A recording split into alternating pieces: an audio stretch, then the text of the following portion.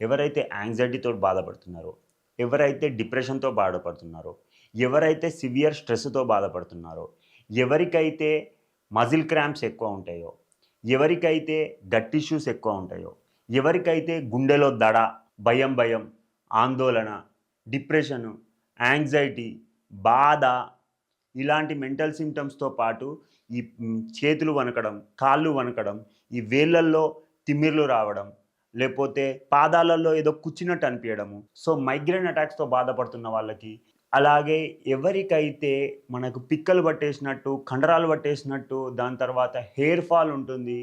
ఇవన్నీ సమస్యలతో బాధపడుతున్న వారికి ఒకటే ఒక కారణం ఏముంటుంది, మీరు ఇలాంటి సింప్టమ్స్ తోటి ఎక్స్‌పీరియన్స్ అయితే ఒక్కసారి మీరు వెళ్లి మీ మెగ్నీషియం లెవెల్స్ టెస్ట్ చేయించుకోండి.